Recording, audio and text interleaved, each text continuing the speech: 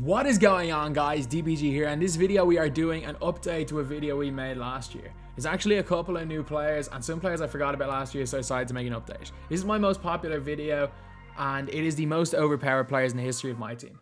Hopefully there's some nostalgic cards right here, and honestly this video is a lot of fun to make because rather than having to almost torture myself playing 2K20, I could at least look back at the amount of fun that I had with these specific cards over the years. So if you guys are new to the channel, subscribe, trying to 200,000 subscribers as soon as possible. And also if you guys could leave a like, that'd be greatly appreciated. These aren't really in numbered order, although the last two probably are the most infamously overpowered cards in any MyTEAM game. However, these are guys that were low overalls. I'm not going to take anyone that was a high overall in respect to other cards in the game at all. I'm going to use overpowered by definition. Not only that, they were some of the best cards in their respective games. So anyway, now let's get on to it. So we're starting this video off with a bang. It is 2K19 Amethyst pre-patch base 11 Hedo. So yeah, I'm going to be showing off what this card was mainly used for in my experience. As you guys know, one word, 6 letters, the leaner, lads. There has never been one shot that's impacted this channel as much as the Hedo leaner. Not only that, Hedo Turkoglu, before the patch, they actually took away his base 11, but he had the best release in the game and he was so good they took it away from him. He had the best leaner in the game, in a game where moving 3-point shots went in at a higher rate than standing. Don't get me wrong, these are not dumb shots. Because of the way the difficult shot spaz worked, it was actually better to shoot a moving than a standing.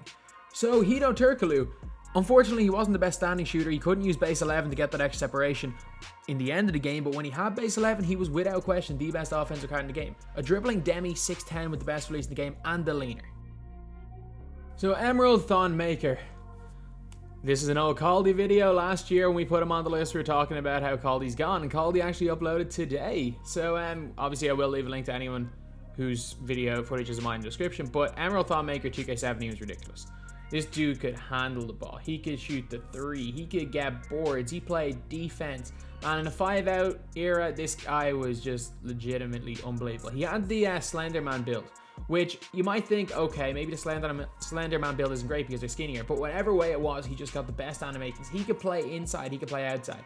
I was legitimately, I think Thon when he came out was like 100 KMT, and this was back when very few cards were over 100 KMT. The guy could momentum cross the top. He could speed boost. Back when speed boosting actually was a thing that not many people could do.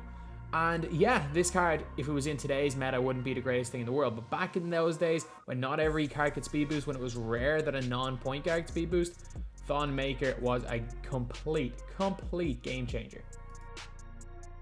And then we've got 2K16 Channing Frye. A lot of people talk about break the game Curry with his limitless range, but at least that was a 99 overall card that was meant to break the game. At least 99 overall Curry was meant to do it. This Channing Frye was an 85 overall card who shot equally as well as Steph Curry. He had the limitless range badge as well, and I'm not even kidding. He shot the ball as well as any card in this game. Not only that, this was pre-super juiced cards era, and this is one of the reasons why a lot of people I feel are almost too nostalgic. Channing Frye, the way his wingspan was not only one of the best shooters in the game, which is kind of obvious, he was one of the best defensive centers in the game.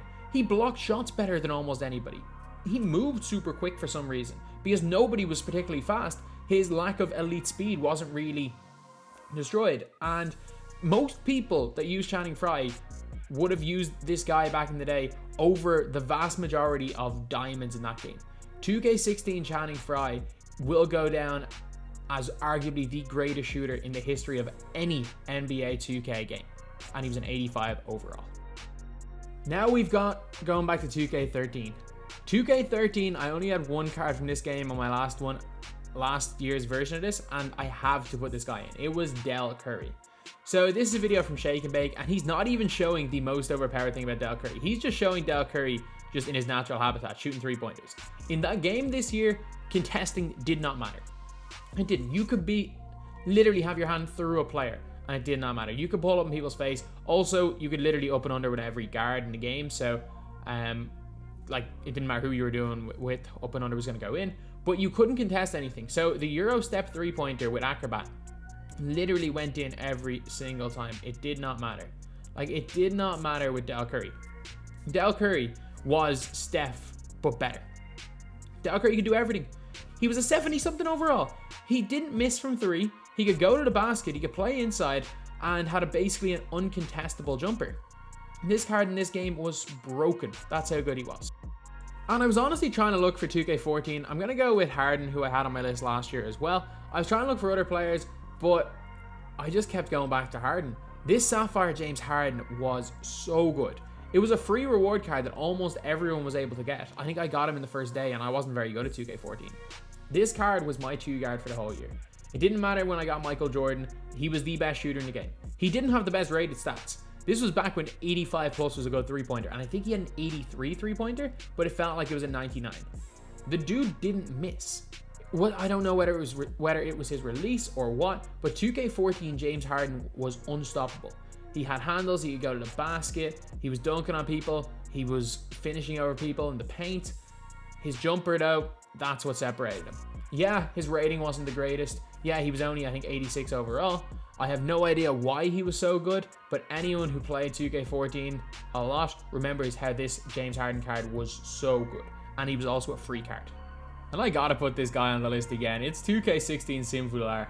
Imagine if Murasan had the widest build in the game, and that's what we're getting with bhullar. He was a 69 overall bronze card. He was so good that in 2K15, I made a video basically saying, lads, be ready for bronze bhullar. He's going to destroy the game. Just look at the player build. We have never seen someone with that wide a player build before.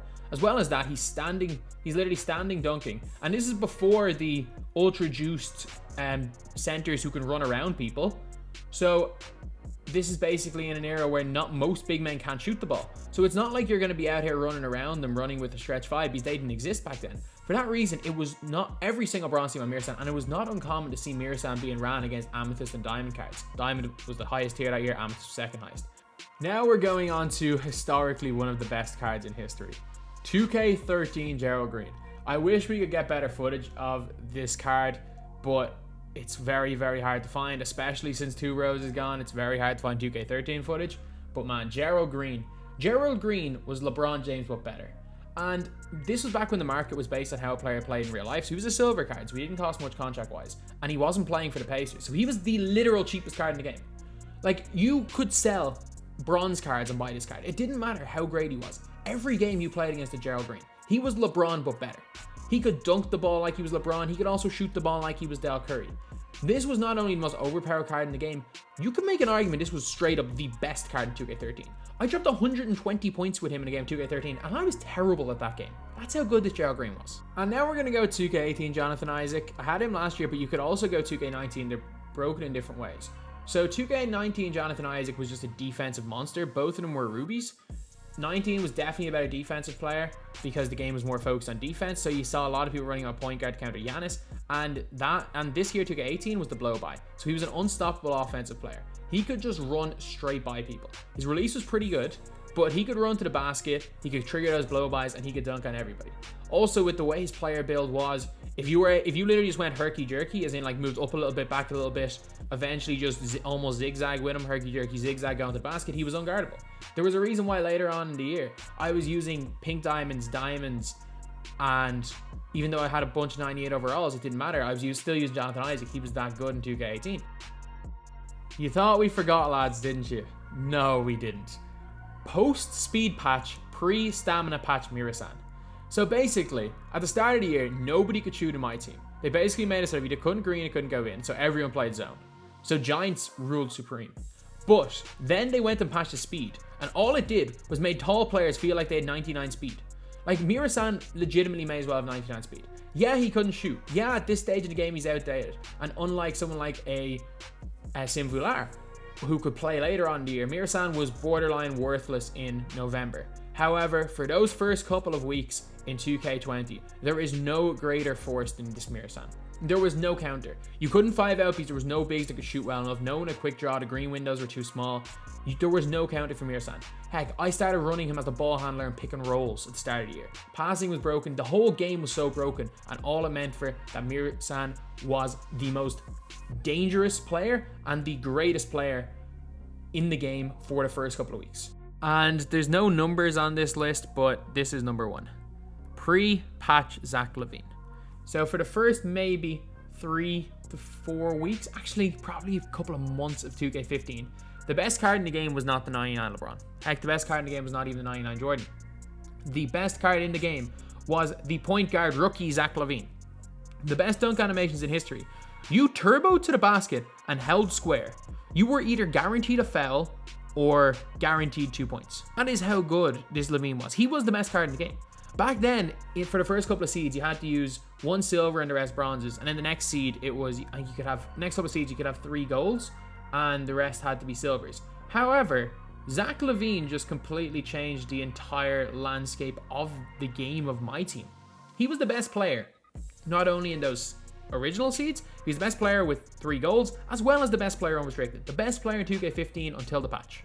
So anyway, that is the video. Hope you guys enjoyed it, because you know what, that was actually a lot of fun for me to make. Obviously I made it last year, but it was a lot of fun looking for other players. And even just looking back on the Murasan at the start of this year, I'm back on Hedo territory last year. So yeah, these are the most overpowered players in MyTEAM history, in my opinion. Thank you guys for watching. Please like, comment, and subscribe. I think you only love me cause I'm poppin'. This a layup, this a rebound, then it's robbing. Tyson with the fade, not the hair, my hands rocking. When I link with ball point, you know